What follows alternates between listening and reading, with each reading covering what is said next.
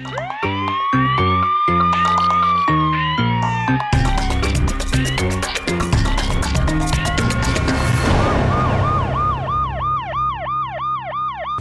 वालेकुम नाज़रीन, प्रोग्राम जुर्म बे नकाब के साथ मैं हूं कैसर खान। नाज़रीन, बाज़ औक़ात ऐसे वाक़यात भी सामने आते हैं जिनमें बहुत से लोगों पर जो लोग एहसान करते हैं उन्हीं को ही नुकसान पहुंचाया जाता है। एक ऐसा ही वाक़या पेश आया मुरीदकी के इलाके रख बाउली में, जहां पर एक शख्स ने जामिन बनकर पैसे दिए, लेकिन जिसने पैसे लिए वो बजाय इसके कि उस जामिन को पैसे वापस करता, उसने बड़ी बेरहमी से 2 फायर मारकर मुबैना तौर पर कत्ल कर दिया और खुद वो शख्स मुबैना तौर पर इटली भाग गया। आज के प्रोग्राम जुर्म नकाब में हम इसी जुल्म और जुर्म को बेनकाब करेंगे। दोस्त ने ही मुबैना तौर पर अपने दोस्त को बड़ी बेरहमी से कत्ल कर दिया और तकरीबन 4 साढ़े 4 साल गुजरने के बावजूद अब तक जो मुबैना कातिल है वो गिरफ्तार नहीं हुआ और ना ही मजलूम खानदान है जो उसको इंसाफ मिल सका। इस वक्त हमारे साथ मौजूद हैं इस केस की मुद्दइया है और मकतूल की बेवा हैं, उनसे हम बात करते हैं इस सारे मामले के हवाले से। अच्छा, सब तो पहला जी बड़ा अफसोस है सानू जी ਤੁਹਾਡੇ ਖਾਮਨ ਨਾਲ जो जुल्म होया, ਤੁਹਾਡੇ सारे ਨਾਲ जो जुल्म होया। दसो कि कौन लोग सन, की वाकया है, कदों का वाकया है, किस तरह इस हद तक गल पहुँच गई कि उन्होंने ਤੁਹਾਡੇ ਖਾਮਨ ਨੂੰ कतल कर दिता? सारे गल है कि वो ना नौसरबाद का बंदा, वो माल डंगर खरीददा सी, साडा उन्हें 7.5 लाख रुपया देना सी, विच मेरा मियाँ गवाह हो गया, साडा भी देना सी ते नाल एक बंदा होर सी जिहड़ा शबान है, उन्हें लेना सी 7.5 लाख रुपया उहदे कोलों। उहदी मासी दा दोहतरा सी, साडा कुछ नहीं सी लगदा, वो गैर लोग सन, असीं होर सन। असीं इज्जत आबरू नाल गाँव च वसदे सां, दूरों आंदा सी, वो पिछे भी शिधारी सी, 5-4 बंदे उन्हें कतल कीते सन। लेकिन ਤੁਹਾਡੇ ਖਾਮਨ ਦਾ ਦੋਸਤ ਸੀ, ਜਾਣਨ ਵਾਲਾ ਸੀ ਜਾਂ सिर्फ जानने वाला सी, दोस्त नहीं सी। हाँ जी, जानने वाला सी। वो व्यापारी सी, ਅਸੀਂ ਉਹਦੇ ਕੋਲ ਮਾਲ ਡੰਗਰ ਲੈਂਦੇ ਰਹੇ। ਉਹ ਡੇਰੇ ਉੱਥੇ ਸੈਫ ਕੌੜੇ ਦੇ ਡੇਰੇ ਤੇ ਉੱਥੇ ਵੀ ਮਾਲ ਡੰਗਰ ਨੂੰ ਦਿੱਤਾ ਸੀ। ਵਿੱਚ ਮੇਰਾ ਮੀਆਂ ਆਖਣ ਲੱਗਾ, ਯਾਰ ਇਹ ਤੈਨੂੰ ਦੇ ਦੇਗਾ, ਬੰਦਾ ਮਾੜਾ ਹੈ, ਤੈਨੂੰ ਪੈਸੇ ਦੇ ਦੇਗਾ ਤੇ ਤੂੰ ਉਹਨੂੰ ਮਾਲ ਡੰਗਰ ਦੇ ਦੇ। ਉਹਨੇ ਦੇ ਦਿੱਤਾ। ਇਹ ਜ਼ਾਮਨ ਹੋ ਗਿਆ। ਉਹਦੇ ਵਿੱਚ ਸਾਰਾ ਸਾਲ ਪੂਰਾ ਜਾਂਦੇ ਰਹੇ ਆਂਦੇ ਰਹੇ। ਉਹ ਜਿਹੜਾ ਸ਼ਬਾਨ ਸੀ ਉਹ ਸਾਨੂੰ ਤੰਗ ਕਰਦਾ ਸੀ, ਤੂੰ ਸਾਡੇ ਪੈਸੇ ਦੇ, ਤੂੰ ਜਾਮਨ ਹੋਇਆ। ਉਹਨੇ ਆਖਿਆ ਤੇਰੀ ਖਾਲਾ ਦਾ ਦੋਹਤਰਾ ਹੈ ਤੇ ਮੈਂ ਕਿਵੇਂ ਦੇ ਦਾਂ ਪੈਸੇ? ਮੈਂ ਤਾਂ ਕੁਛ ਉਹਨਾਂ ਕੋਲ ਲਿਆ ਹੀ ਨਹੀਂ, ਮੈਂ ਤਾਂ ਸਿਰਫ ਉਹਦਾ ਤਰਸ ਖਾਦਾ ਕਿ ਮੈਂ ਇਹ ਬੰਦੇ ਨੂੰ ਪੈਸੇ ਦੇ ਦੇ, ਮਾਲ ਡੰਗਰ ਦੇ ਵੇਚ ਕੇ ਆਪਣੀ ਰੋਟੀ ਰੋਜੀ ਚਲਾ ਲਿਆ। ਤੇ ਇਹ ਬਾਅਦ ਵਿੱਚ ਅਸੀਂ ਤੂੰ ਉਹਦੇ ਕੋਲ ਲੈ ਲਈ, ਤੇਰਾ ਰਿਸ਼ਤੇਦਾਰ। ਉਹਨੇ ਇਹ ਗੱਲ ਨਹੀਂ ਮੰਨੀ, ਉਹਨੇ ਆਖਿਆ ਨਹੀਂ ਤੂੰ ਮੈਨੂੰ ਦੇ, ਤੇਰੇ ਕੋਲ ਮੈਂ ਪੈਸੇ ਲੈਣੇ। 7.5 ਲੱਖ ਰੁਪਏ? ਹਾਂਜੀ। ਉਹ ਜਿਸ ਬੰਦੇ ਦਾ ਜ਼ਾਮਨ ਬਣਿਆ ਸੀ ਅੱਗੋਂ ਉਹ ਬੰਦਾ ਪੈਸੇ ਨਹੀਂ ਸੀ ਦੇ ਰਿਹਾ? ਉਹ ਪੈਸੇ ਦੇ ਨਹੀਂ ਸੀ ਰਿਹਾ ਜਿਹਦਾ ਜ਼ਾਮਨ ਮੇਰਾ ਮੀਆਂ। ਅੱਛਾ, ਤੇ ਜਿਹੜਾ ਜਿਹਨੇ ਪੈਸੇ ਦਿੱਤੇ? ਹਾਂਜੀ। ਉਹ ਬੰਦਾ ਉਹ ਕੌਣ ਸੀ? ਉਹ ਵੀ ਜਾਣਨ ਵਾਲਾ ਸੀ? ਉਹ ਸ਼ਬਾਨ ਸੀ ਆ ਮਰੀਦ ਕੇ। ਅੱਛਾ। ਅਸਾਈਲਰ ਨੇ ਜਿਨ੍ਹਾਂ ਦੇ ਸ਼ੇਹਾਂ ਵਾਲੇ ਪੰਨ ਦੇ ਕੋਲ। ਅੱਛਾ। ਉਹ ਬੰਦਾ ਆਖਣ ਲੱਗਾ ਤੂੰ ਮੈਨੂੰ ਦੇ ਇੱਥੋਂ 7 ਲੱਖ ਚ ਨਾਲ ਜਗ੍ਹਾ ਦੇ। ਇਹਨੇ ਆਖਿਆ ਮੈਂ ਜਦੋਂ ਚੀਜ਼ ਕੋ ਲਈ ਨਹੀਂ, ਤੇਰਾ ਰਿਸ਼ਤੇਦਾਰੀ ਖਾ ਗਿਆ ਹੈ ਤੇ ਮੈਂ ਤੈਨੂੰ ਪੈਸੇ ਕਿੱਥੋਂ ਦੇਵਾਂ? ਇਹ ਫਿਰ ਉੱਥੇ ਦਿਦਪੁਰੇ ਉਹਦਾ ਡੇਰਾ ਸੀ ਮਾਲ ਡੰਗਰ ਵਾਲਾ, ਉੱਥੇ ਰੋਜ਼ ਇਕਬਾਲ ਸਾਹਿਬ ਜਾਂਦੇ ਸਨ, ਆਂਦੇ ਸਨ। ਉਹ ਬੰਦਾ ਲੱਤ ਨਹੀਂ ਸੀ ਲਾਉਂਦਾ, ਦਿੰਦਾ ਹੀ ਨਹੀਂ ਸੀ। ਇਹ ਪਰੇਸ਼ਾਨ ਸੀ ਆਪਣੇ 'ਚ ਕਿ ਇਹ ਬੰਦਾ ਪਤਾ ਨਹੀਂ ਮੇਰੇ ਨਾਲ ਕੀ ਕਰਦਾ। ਹੋਰਨਾਂ ਲੋਕਾਂ ਨੂੰ ਵੀ ਦੱਸਿਆ ਇਹਨੇ ਕਿ ਮੈਂ ਫਸ ਗਿਆ ਬੰਦੇ ਵੱਲ, ਪੈਸੇ ਵੀ ਨਹੀਂ ਪੈ ਦਿੰਦਾ, ਮੈਂ ਬੜੀ ਵੱਡੀ ਨੇਕੀ ਕੀਤੀ। ਇਹਨੇ ਸਾਰੇ ਮੇਰੇ ਇਕਬਾਲ ਬਾਬੂ ਨੇ ਨਾ ਸਾਰਿਆਂ ਲੋਕਾਂ ਨੂੰ ਦੱਸਿਆ ਸੀ ਕਿ ਯਾਰ ਉਹ ਬੰਦਾ ਮੈਨੂੰ ਪਰੇਸ਼ਾਨ ਕਰਦਾ, ਪੈਸੇ ਵੀ ਨਹੀਂ ਦਿੰਦਾ। ਦੱਸਦਾ ਸੀ, ਨਾਲ ਲੈ ਕੇ ਨਾ ਕਿਸੇ ਨੂੰ ਗਿਆ। ਜਿੱਦਣ ਗਿਆ ਹੈ ਉਦੋਂ ਇੱਥੇ ਬੱਚੇ ਸਕੂਲੋਂ ਲੈ ਕੇ ਆਏ, ਇੱਥੇ ਘਰ ਬੈਠਾ ਸੀ। ਇੱਥੋਂ ਉਹਨੇ ਫੋਨ ਵਹਾਇਆ ਤੇ ਉਹਨੇ ਆਖਿਆ ਤੇਰੇ ਪੈਸੇ ਬਣ ਗਏ ਨੇ। ਇਹਦੇ ਪੈਸੇ ਦੇ ਲਏ, ਉਹਨੇ ਕਿਹਾ ਪੈਸੇ ਬਣ ਗਏ ਨੇ। ਪੈਸੇ ਬਣ ਗਏ ਨੇ। ਉਹਨੇ ਮੋਬਾਈਲ ਤੇ ਫਿਰ ਪੈਸੇ ਵਹਾਏ ਵੀ ਨਹੀਂ ਕਿ ਤੂੰ ਇਕਬਾਲ ਬਾਬੂ ਆ ਕੇ ਲੈ ਜਾਓ। ਮੇਰੀ ਬੱਚੀ ਨੇ ਉੱਥੋਂ ਮੋਟਰਸਾਈਕਲ ਕਢਾਈ ਬਾਹਰ ਤੇ ਉਹ ਚਲਾ ਗਿਆ। ਉੱਥੇ ਉਹਨੇ ਲਿਜਾ ਕੇ ਤੇ ਉਹਨੇ ਆਖਿਆ ਮੈਨੂੰ ਪੈਸੇ ਦੇ। ਉਹਨੂੰ ਆਂਦਾ ਚੱਲ ਮੇਰੇ ਕੋਲ ਵੀ ਨੇ ਤੇ ਕੋਈ ਸ਼ਰੀਫ ਪੂਰੇ ਪੈਸੇ ਮੈਂ ਹੋਰ ਲੈਣੇ ਨੇ ਤੇ ਤੂੰ ਮੇਰੇ ਨਾਲ ਚੱਲ। ਉਹਦੇ ਨਾਲ ਇੱਕ ਪਿਸਤੌਲ ਵਾਲਾ ਬੰਦਾ ਵੀ ਸੀ, ਮੋਜ਼ਰ ਸੀ ਉਹਦੇ ਕੋਲ। ਮੋਜ਼ਰ ਦਾ ਫੈਕ ਲੱਗਾ ਸੀ, ਮੋਜ਼ਰ ਵਾਲਾ ਬੰਦਾ ਵੀ ਸੀ ਉਹਦੇ ਨਾਲ। ਉਹਨਾਂ ਨੇ ਸਰ ਜੀ ਲਿਆ ਕੇ ਉੱਥੇ ਤੇ ਉਹਨਾਂ ਨੇ ਆਖਿਆ ਜੀ ਪੈਸੇ ਨਹੀਂ ਹੈਗੇ। ਇਹਨੇ ਆਖਿਆ ਮੈਨੂੰ ਅੱਜ ਦੇ, ਮੈਨੂੰ ਸਾਲ ਹੋ ਗਿਆ ਤੇਰੇ ਪਿੱਛੇ ਰੋਲਦੇ ਆ, ਤੂੰ ਮੇਰੇ ਪੈਸੇ ਨਹੀਂ ਪੈ ਦਿੰਦਾ, ਮੈਨੂੰ ਜਲੀਲ ਕਰਦੇ ਨੇ ਬੰਦੇ ਜਿਨ੍ਹਾਂ ਦਾ ਮੈਂ ਜਾਮਨ ਹੋਇਆ। ਉਹਨੇ ਪਟਕਾ ਪਾਇਆ ਤੇ ਇਹਨੇ ਥੋੜ੍ਹਾ ਖਿੱਚਿਆ ਤੇ ਉਹਨੇ ਨਾਲ ਦੇ ਨੂੰ ਆਖਿਆ ਇਹਨੂੰ ਫੈਰ ਮਾਰ। ਇਹਨੇ ਮੈਨੂੰ ਲੈ ਦੇ ਗਿਆ। ਉਹਦੇ ਨਾਲ ਮੋਜ਼ਰ ਵਾਲਾ ਬੰਦਾ ਸੀ, ਉਹਦੇ ਪੱਕੇ ਇਰਾਦੇ ਸਨ, ਸਾਨੂੰ ਕੋਈ ਖਬਰ ਨਹੀਂ ਸੀ ਤੇ ਕੋਈ 4 ਬੰਦੇ ਲੈ ਕੇ ਜਾਂਦੇ। ਇਹਨਾਂ ਨੇ ਆਖਿਆ ਜੀ ਮੈਂ ਲੈਣੇ ਹੀ ਨੇ, ਮੈਂ ਕਿਹੜੇ ਦੇਣੇ ਨੇ, ਮੈਂ ਉਹਨਾਂ ਤੋਂ ਡਰਾਂ, ਮੈਂ ਤਾਂ ਲੈਣ ਚੱਲਾਂ। ਦੇਣੇ ਹੁਣ ਤੇ ਬੰਦਾ ਡਰਦਾ। ਉੱਥੇ ਉਹ ਮਾਰ ਕੇ 2 ਫੈਰ, ਇੱਕ ਦਿਲ ਤੇ ਲੱਗਾ, ਇੱਥੇ ਇੱਕ ਸੱਜੇ ਬਾਜ਼ੂ ਤੇ ਲੱਗਾ। ਤੇ ਉਹ ਟੁਰ ਗਏ ਨੇ। ਪਿੱਛੇ ਬੰਦੇ ਸਨ, ਇੱਕ ਮਕਈ ਵੱਢਦਾ ਸੀ ਤੇ ਇੱਕ ਬੰਦਾ ਪਾਣੀ ਲਾਇਆ ਸੀ ਉਹਨੇ ਪਨੀਰੀ। ਇਹਨਾਂ ਨੇ ਇਕਬਾਲ ਸਾਹਿਬ ਹੋਰਾਂ ਨੂੰ ਆਵਾਜ਼ ਮਾਰੀ ਹੈ, ਯਾਰ ਉਰਾ ਮੇਰੀ ਗੱਲ ਸੁਣਨ। ਉਹ ਡਰਦਾ ਹੈ ਕਿ ਕਤਲ ਮੇਰੇ ਤੇ ਨਾ ਪੈ ਜਾਏ। ਇਹਨੇ ਫਿਰ ਆਖਿਆ ਨਹੀਂ ਯਾਰ ਮੈਂ ਤੁਹਾਡੇ ਤੇ ਕਤਲ ਨਹੀਂ ਪੈਣ ਦਿੰਦਾ, ਮੇਰੀ ਗੱਲ ਸੁਣੋ। ਜਾਣਨ ਵਾਲੇ ਸਨ ਬੰਦੇ, ਪਰ ਉਂਝ ਡਰਦੇ ਨੇ ਮੌਕੇ ਤੇ ਲੋਕ। ਉਹ ਫਿਰ ਬੰਦਾ ਇੱਕ ਆਇਆ ਮੋਟਰਸਾਈਕਲ ਤੇ ਬਿਠਾ ਕੇ ਲਿਆ, ਉਹਨੇ ਲਿਆ ਕੇ ਨੂਨੀ ਅੱਡੇ ਚ ਲਾਤਾ। ਉੱਥੇ ਲੋਕ ਬੋਤਲਾਂ ਪਿਆਈ ਗਏ ਨੇ, ਪਾਣੀ ਪਿਆਈ ਗਏ। ਫਿਰ ਉਹਨੇ ਆਪਣਾ ਪੈਟਰਨ खोलिया। ऐसे मेरे बेटे ने माशाल्लाह निकाल की थी। एक शख्स 18 साल अपने बीवी बच्चों से, वालदैन से दूर रहता है और जब वो सारी ज़िंदगी कमाई करके वापस आता है पाकिस्तान और उसके कुछ ही अरसे बाद उसे मुबैना तौर पर कत्ल कर दिया जाता है। इस वक्त हमारे साथ मौजूद हैं मकतूल के बेटे हैं ये, इनसे हम बात करते हैं। तकरीबन 4.5 साल पहले इनके वालिद को मुबैना तौर पर 2 गोलियां मारकर कत्ल कर दिया गया था। सबसे पहले भाई हमें बड़ा अफसोस है, अल्लाह ताला आपको सब्र दे, हिम्मत दे। ये क्या मामला कहाँ से शुरू हुआ, कौन लोग थे जिन्होंने कत्ल किया और क्यों इस हद तक बात चली गई कि उन्होंने जान ही ले लिया आपके बारे में? मामला जो शुरू हुआ था वो ये है कि वालिद साहब 3 दोस्त थे, तो 2 दोस्तों के दरमियान ना लेन देन था।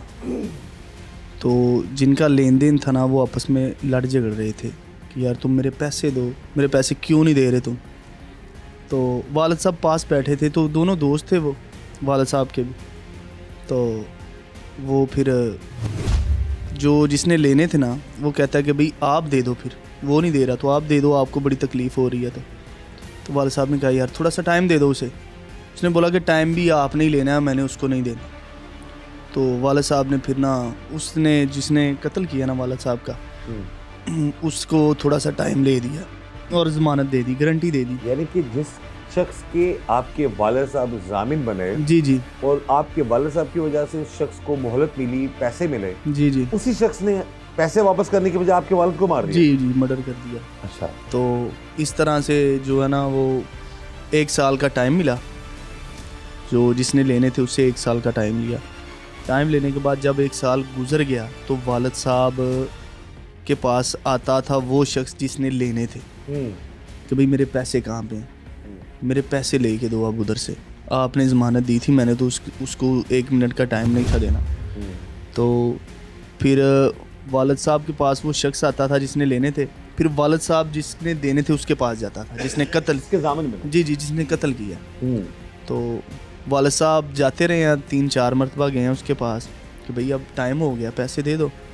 तो उसने 2-3 ना वादे किए कि भाई फ़लाँ दिन आना मैं दे दूँगा या फ़लाँ दिन आना मैं दे दूँगा।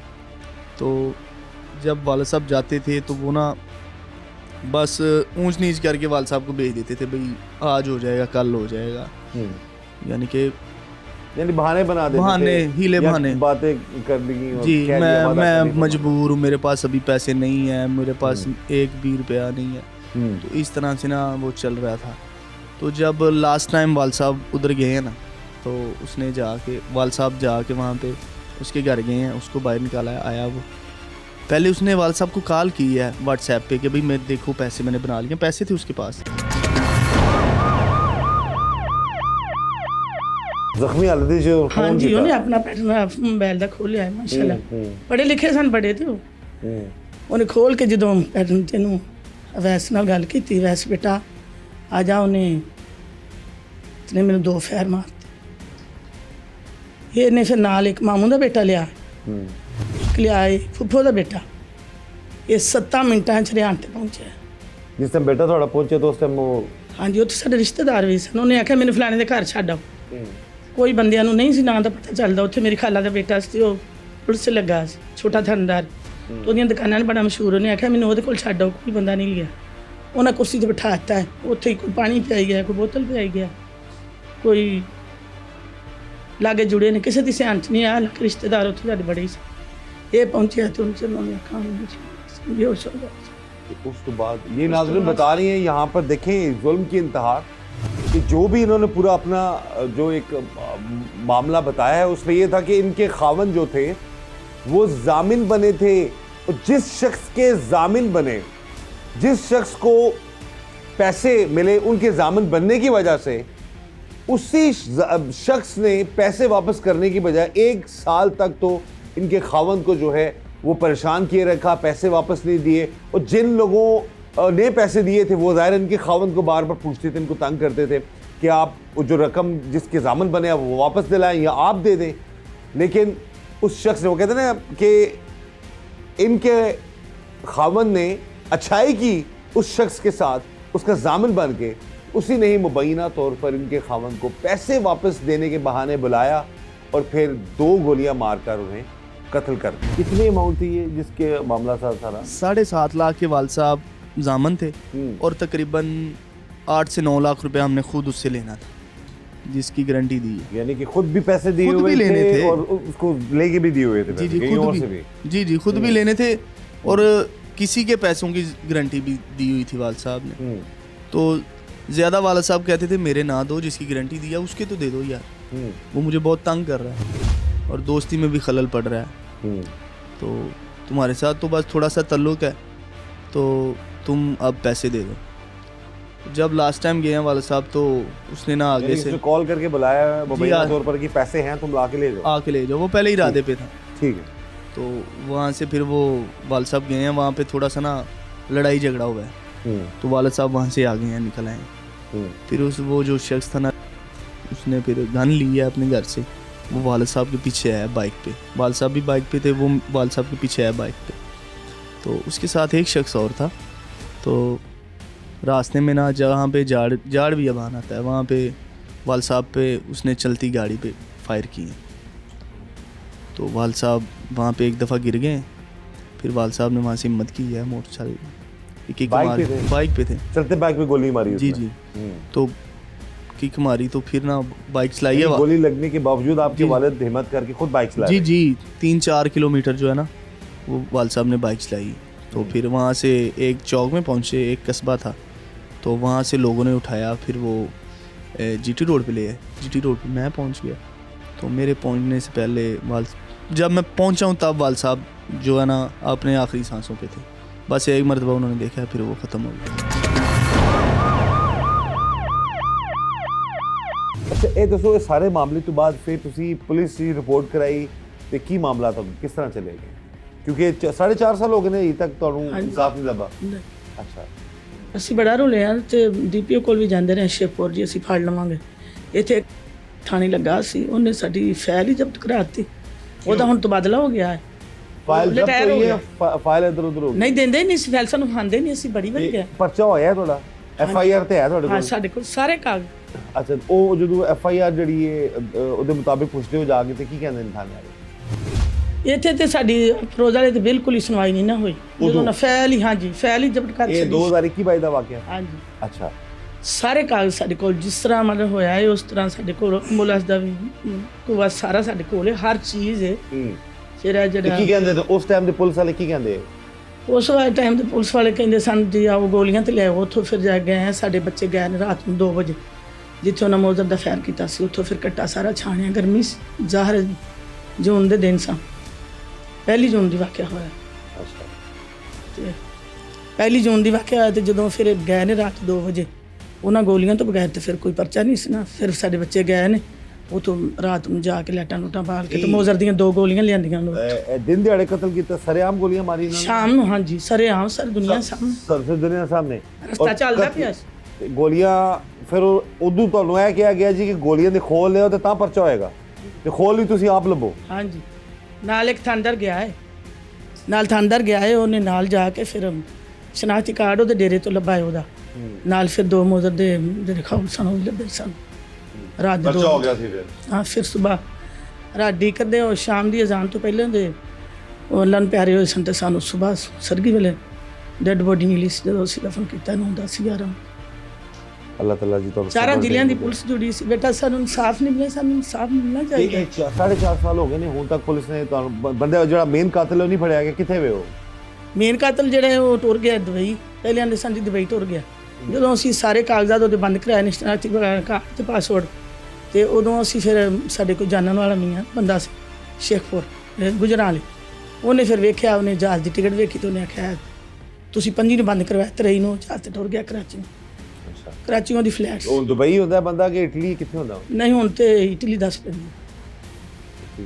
तो 4.5 हो गए ने ਤੁਹਾਡੇ ਖਾਵਨ ਨੂੰ ਕਤਲ 4.5 ਸਾਲ ਹੋ ਗਏ ਕੁਛ ਵੀ ਨਹੀਂ ਆਪੇ ਉਹਨੇ ਗੋਲੀ ਮਾਰੀ ਸੀ ਕਿਸੇ ਕੋਲ ਕਤਲ ਕਰਵਾਇਆ ਸੀ ਆ ਉਹਦੇ ਕੋਲ ਮੌਜ਼ਰ ਸੀ ਉਹਨੇ ਮਾਰੀ ਹੋਰ ਕਿਹਨੇ ਮਾਰਨੀ ਸੀ ਜੋ ਦੁਸ਼ਮਣੀ ਸਾਡਾ ਉਹ ਸੀ ਦੂਸਰਾ ਨਾ ਤੇ ਉਹਨੂੰ ਖਲੋਤਾ ਹੀ ਸੀ ਸ਼ਹਿਰ ਉਹਨੇ ਹੀ ਮਾਰੇ ਨਾਮਜ਼ਦ FIR ਉਹੀ ਬੰਦਾ ਜਿਹੜਾ ਹਾਂਜੀ ਉਹ ਇਟਲੀ ਚਲਾ ਬਿਲਕੁਲ ਤੇ ਦੂਸਰਾ ਜਿਹੜਾ ਬੰਦਾ ਉਹ ਵੀ ਨਸ ਗਿਆ ਬਾਹਰ ਕੇ ਫੜਿਆ ਗਿਆ ਉਹ ਤਾਂ ਸਾਨੂੰ ਖਬਰ ਹੀ ਨਹੀਂ ਕਿੱਥੇ ਇਹ ਜਿਹੜਾ ਸ਼ਵਾਨ ਹੈ ਸਾਰੀ ਵਜ੍ਹਾ ਤੇ ਇਹਦੀ ਬਣੀ ਨਾ ਪੈਸੇ ਤੇ ਇਹਦੇ ਸਾਂ ਸਾਡਾ ਮੀਆਂ ਰੋਲ ਗਿਆ ਲੈਣ ਵਾਸਤੇ ਸਾਲ ਪੂਰਾ ਲਗਾ ਜਾਏ ਤੇ ਲਗਾਏ ਦਿੱਤੇ ਉਹਨੇ ਨਹੀਂ ਰਾਤ ਨੂੰ ਉਹ ਗਿਆ ਸੀ ਨੇਰੀ ਆ ਗਈ ਤੇ ਫਿਰ ਆ ਗਿਆ ਉਹਦੇ ਘਰੋਂ ਉਹਦੀ ਬੀਵੀ ਆਂਦੀ ਘਰ ਨਹੀਂ ਆਇਆ ਫਿਰ ਸਵੇਰੇ ਉਧਰ ਨੂੰ ਗਿਆ ਉਧਰੋਂ ਉਹਨਾਂ ਨੇ ਫਿਰ ਨਿਕਾਲ ਛੱਡੀ ਤੇ ਹੁਣ ਧਮਕੀਆਂ ਕੌਣ ਲਾ ਰਿਹਾ ਤੁਹਾਨੂੰ ਧਮਕੀਆਂ ਹੁਣ ਉਹ ਹੀ ਧਮਕੀਆਂ ਦਿੰਦੇ ਨੇ ਜਿਹੜਾ ਇਟਲੀ ਤੁਰ ਗਿਆ ਉਹਦੇ ਬੰਦੇ ਭੇਜਦਾ ਹੈ ਜੀ ਤੁਸੀਂ ਸੁਲ੍ਹਾ ਕਰ ਲਓ ਅੱਛਾ ਹਾਂਜੀ ਸੁਲ੍ਹਾ ਕਰ ਲਓ ਹਾਂਜੀ ਕਦੀ ਕਿਸੇ ਕੀ ਦੇ ਗੱਲ ਹੈ ਕੀ ਕਰਾਂਗੇ ਫਿਰ ਉਹ ਧਮਕੀਆਂ ਲਾਂਦਾ ਫਿਰ ਉਹ ਸਾਨੂੰ ਕੋਈ ਹੋਰ ਨੁਕਸਾਨ ਕਰੇਗਾ ਹੋਰ ਕੀ ਕਰਨਾ ਧਮਕੀ ਲਾਉਂਦਾ ਹੈ ਤੁਹਾਨੂੰ ਕਿ ਹਾਂਜੀ, ਹਾਂਜੀ। ਜਾਨੀ ਨੁਕसान पहुंचाएगा ਹਾਂਜੀ ਹਾਂਜੀ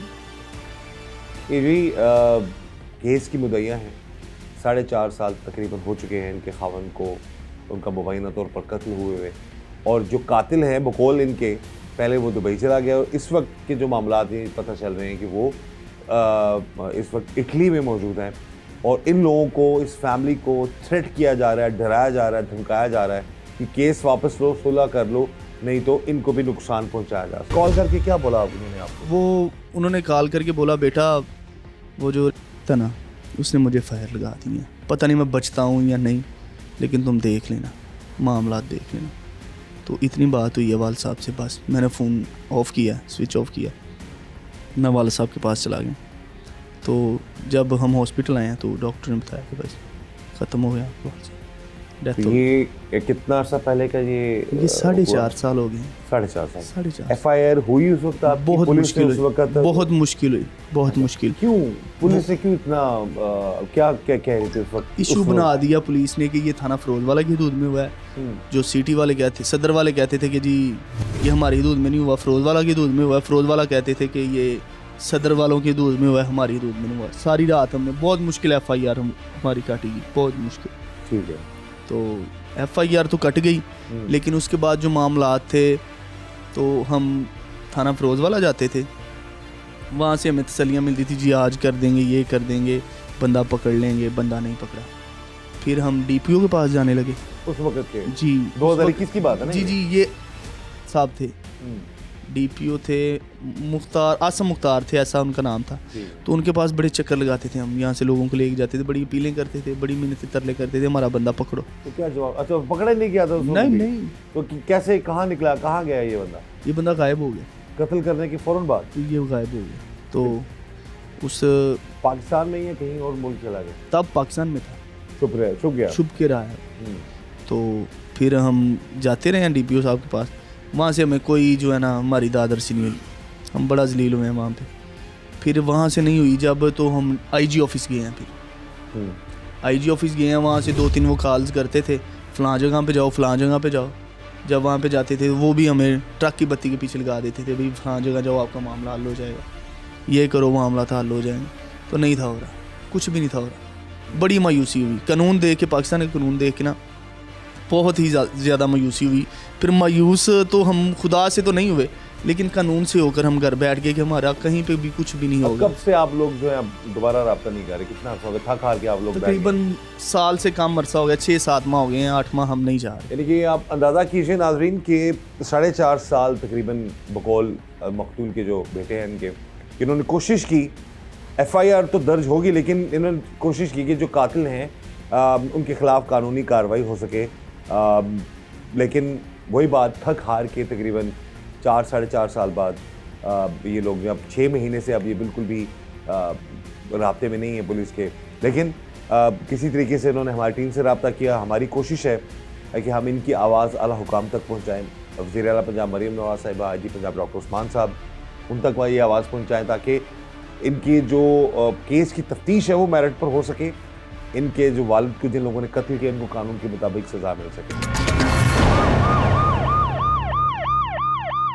अच्छा, वो शख्स जिसने कत्ल किया फिर वो छुपा रहा, उसके बाद फिर कहाँ गया? उसके बाद वो आउट ऑफ कंट्री हो गया था, भाग गया था यहाँ से। एयरपोर्ट के ज़रिए गया वो, एयरपोर्ट से गया वो, ट्रैवल किया है उसने पाकिस्तान के एयरपोर्ट से। बंदा, हमें ये सोच के बड़ी हैरानगी होती है कि बंदा मर्डर भी कर रहा है और पाकिस्तान का ऐसा इदारा इस्तेमाल करके भाग गया है जो जहाँ से वो निकल नहीं सकता। एयरपोर्ट से गया है, कराची इंटरनेशनल एयरपोर्ट से गया है वो, वहाँ से उसने टिकट ली है, दुबई का वीज़ा था उसका, तो वहाँ से उसने ट्रैवल किया है। तो हमें तो समझ नहीं थी आ रही कि हम किस तरफ जाएँ, हम कहाँ किससे पूछें, किसका दरवाज़ा जाए खटखटाएँ। कानून तो हमें नज़र ही नहीं आया 4.5 साल में। किसी एक बंदे ने भी कहा हो भैया आपका ये काम है ना जो ऐसे हो जाएगा, किसी एक बंदे ने भी हमारा काम नहीं किया, पुलिस ने काम किया ही नहीं है। उस वक्त किया, अब तो चले हम अपील सिर्फ कर रहे हैं, हम तो FIR उम्मीद की हद करते हैं तक शायद। किया, सिर्फ हाँ। FIR की हद तक किया। ठीक है, उसके बाद तो अभी इस वक्त आपको क्या लगता है कहाँ पर है आपके जो वालिद को मुबैना तौर पर कत्ल करने वाला शख्स कहाँ है? वो इटली में। इटली में। तो क्या अब आप लोगों को कोई धमकी वमकी मिल रही है? कोई हमें ना बहुत ज़्यादा थ्रेट किया जा रहा है वो इस तरह से कि हमें ना आए दिन मैसेज आते रहते हैं लोगों के कि भाई हमसे सुलह कर लो, सुलह ना करोगे तो हम ये कर देंगे वो कर देंगे। खैर वो तो कोई मसला नहीं, लेकिन ये है कि हमें ना जो बच्चे छोटे बच्चे हैं हमारे, तो वालिदैन तो परेशानी बनती है घर में। कि आपकी सिस्टर हैं जिनकी अपील जी मेरी सिस्टर। किसके नाम अपील उन्होंने दरखास्त की है? ये ये डीपीओ के नाम है या किसी और के नाम पे की है? ये अपील मेरे ख्याल DPO के नाम पे की है। अच्छा, और IG पंजाब के नाम पे। ठीक है। IG साहब से मुतालबा है कि ये बंदा जल्द से जल्द जो है ना इसे पाकिस्तान में लाकर कानून के कटहरे में खड़ा किया जाए, ताकि पता चले कि पाकिस्तान में कानून है। बिल्कुल जी, हमारी भी कोशिश है टीम जुर्म पे नकाब की 24 न्यूज़ की कि मुस्लिमों की आवाज़ को आला हुकाम तक पहुंचाया जाए, और हम पूरी कोशिश करेंगे अपने इस प्रोग्राम के ज़रिए से कि इनके केस की तफ्तीश मेरिट पर हो। और जो हमारे तक जो एप्लीकेशन जो चीज़ पहुंची थी उसमें एक बेटी की फरियाद करके उन्होंने एक अपनी एप्लीकेशन बनाई, जिसको DPO साहब और आला अफसरान और IG साहब तक जो है उन्होंने दरख्वास्त पहुँचाने की कोशिश की। तो हमने सोचा कि हम उस फैमिली से जाके बात करते हैं, और जैसे कि भाई ने बता दिया, इस केस की जो मुद्दई हैं उन्होंने भी बता दिया कि इनको इंसाफ जो है वो 4.5 साल से तो अब तक नहीं मिला, और अब इनको धमकियाँ मिल रही हैं। हम यही चाहते हैं कि केस की तफ्तीश मेरिट पर हो, इस फैमिली को प्रोटेक्शन दी जाए, और जिसने जुल्म किया है उसको कानून के कटहरे में लाकर कानून के मुताबिक उसे सजा दी जाए। तुसी जी अपील कर सकते हो, की अपील करना चाहोगे? लिहाजा बेटा सानू इंसाफ मिलना चाहिए। बेगुनाह बंदा साडा दुनिया तो टुर गया।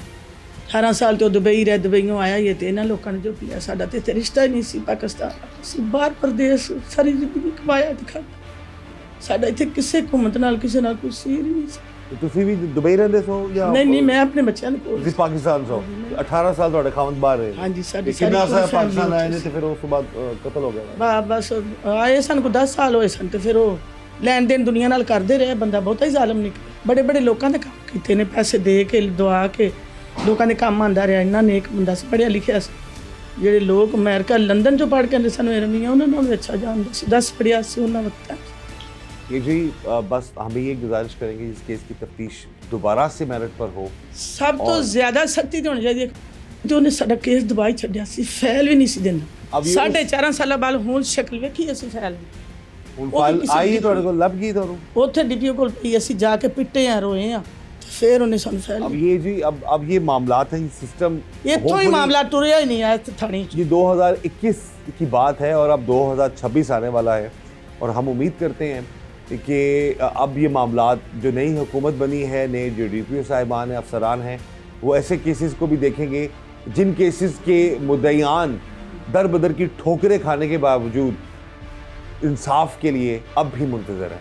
और हम ये चाहते हैं कि इनकी इस केस को दोबारा से मेरिट पर इन्वेस्टिगेट किया जाए और इन्हें इंसाफ दिलाया जाए। इस दुआ के साथ कि अल्लाह ताला हम सब पर रहम करम और फजल फरमाए। अल्लाह ताला हमें हर तरह और हर किसी के शर से बचाए। मुझे इजाज़त दीजिएगा। अल्लाह हाफ़िज़।